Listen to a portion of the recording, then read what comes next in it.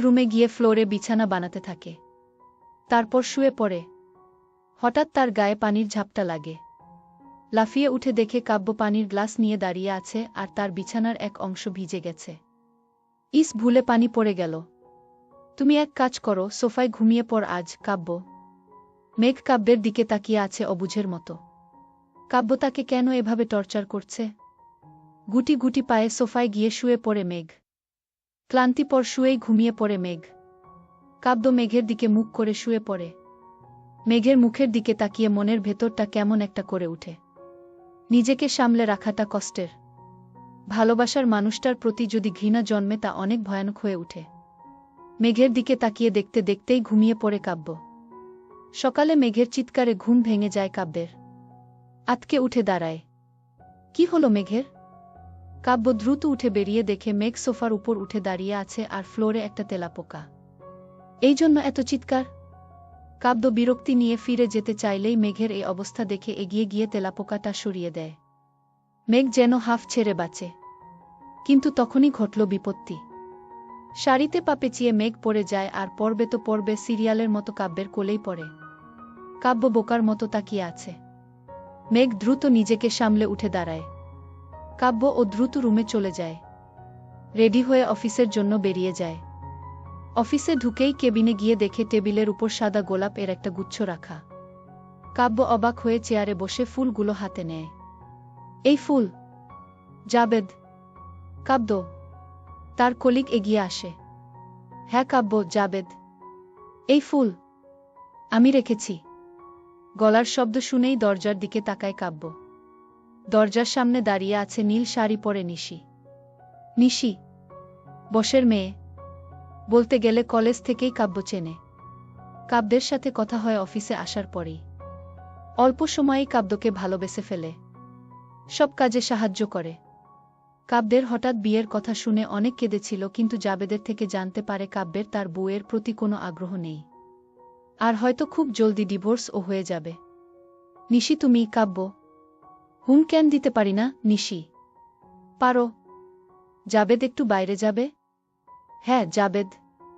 জাবেদ চলে যায়। কাব্য আমি জানি বিয়েটা তুমি ইচ্ছায় করনি।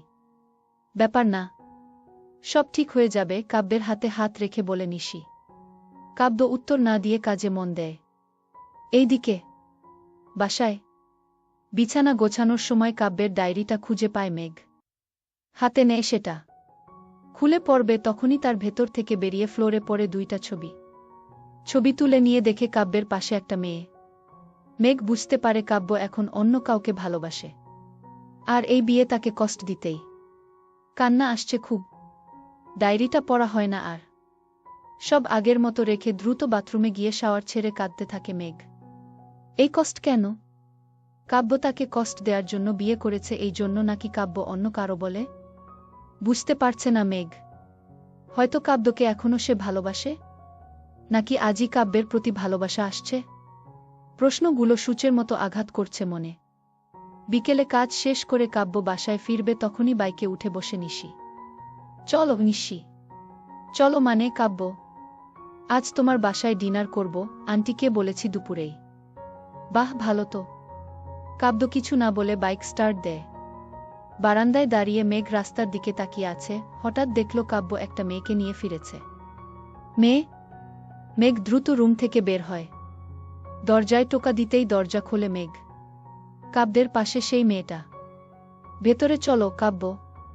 কাব্য নিশিকে নিয়ে ভেতরে যায়, যেন মেঘকে সে দেখেইনি। আরে নিশি, এসে পড়েছ? কাব্যের মা। জিবি আন্টি, আর আজকের রান্না কিন্তু আমি করব। নিশি। সে কি কেন? নতুন রান্না শিখেছি, তাই আপনাদের আগে খাওয়াবো। পাগল মেয়ে একটা।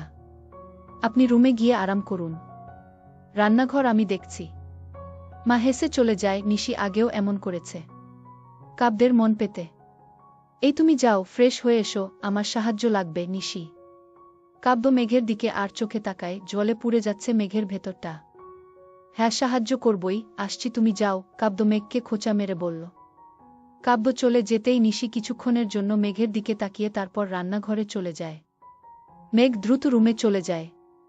কাব্য টাওয়াল নিয়ে ফ্রেশ হতে যাবে তখনই মেঘ তার হাত টান দিয়ে সামনে আনে। এসব কি? কে এই মেয়ে? আর ও মেঘ? তাতে তোমার কি? আর ও নিশি, খুব ভালো মেয়ে, আমার জন্য পাগল। আমি ওকে বিয়ে করব। তাহলে আমার জীবন নিয়ে এভাবে খেলছো কেন? হাহাহা, এত সহজে ভুলে গেলে? যাই হোক, সরো।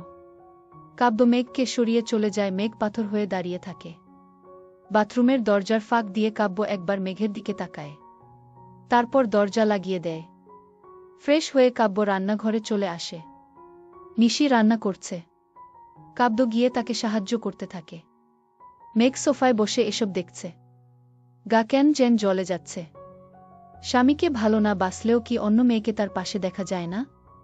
মেঘ কিছুতেই স্থির থাকতে পারছে না। কয়েকবার পানি খাবার ছলে রান্নাঘরে যায়।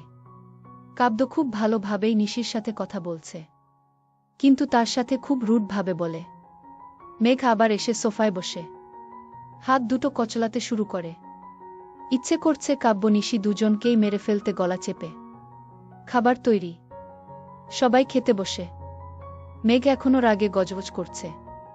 নিশি আর কাব্য পাশাপাশি বসেছে। মেঘ কাব্যকে ঘৃণা করলেই এসব সহ্য হচ্ছে না তার। নিশি সবাইকে খাবার বেড়ে দেয়, কিন্তু মেঘের তরকারি কাব্য আলাদাভাবে দেয়। সবাই খাওয়া শুরু করে। মেঘ খাবার মুখে নিয়েই চমকে উঠে।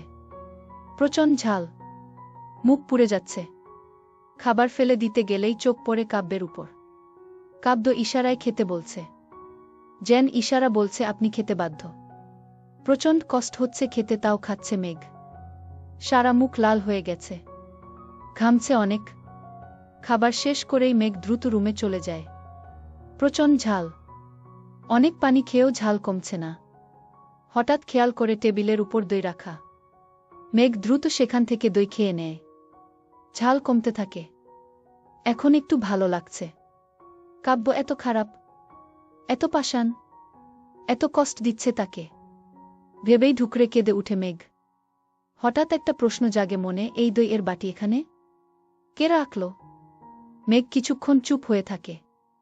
এরপরই শুনতে পায় বাইরে কারো ফিসফিস করে কথার শব্দ। মেঘ ধীরে ধীরে দরজার কাছে কান পাতে।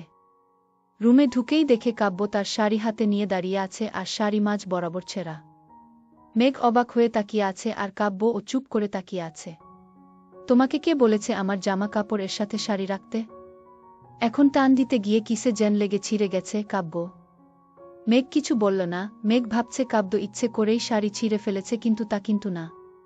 তাড়াহুড়া করে জামা বের করতে গিয়ে এমনটা হয়েছে। মেঘ কিছু না বলে চলে যায়। কাব্য আর কিছু বলল না। রাতে মেঘ আর কাব্যের খুব কাছে আসেনি, দূরে দূরেই ছিল। পরের সকালে কাব্য উঠে পছন্দের সাদা শার্টটা বের করে, কিন্তু পরেই মন খারাপ হয়ে যায়। একটা বোতাম ছেঁড়া, এখন এত সময় ও নেই যে ঠিক করবে। আবার শার্টটা খুলে বিছানায় ফেলে অন্যটা পরে বেরিয়ে যায়। মেঘ রান্নাঘরে গুনগুন করে গান গাইছে আর রান্না করছে। মন ভালো তা না, তবে মন ভালো রাখার চেষ্টা। কাব্য বেরিয়ে যায়, এটা দেখেও মেঘ কিছু বলল না। কাজে গিয়ে কাব্যের কেন জানি খারাপ লাগছে। কাল শাড়িটা ছেঁড়ার পর মেঘ কেমন যেন চুপ করেছিল। ধুর, তাতে কাব্যের কি? সে তো এটাই চায় মেঘ কষ্ট পাক। কিন্তু বিকেলে কাজ শেষ করে কাব্য বাইক নিয়ে বেরিয়ে যায়। কিন্তু কিছুটা যেতেই দেখো সামনে নিশি দাঁড়িয়ে আছে। বাইক থামায় কাব্য। নিশি, তুমি ফ্রি আছো? কাব্য। হ্যাঁ, কেন? নিশি। বাইকে ওঠো। নিশি কিছু না বলে উঠে বসে। কাব্য বাইক টেনে শপিং মলে চলে যায়। শাড়ির দোকানে ঢুকতেই নিশির মন পুলকিত হয়ে যায়।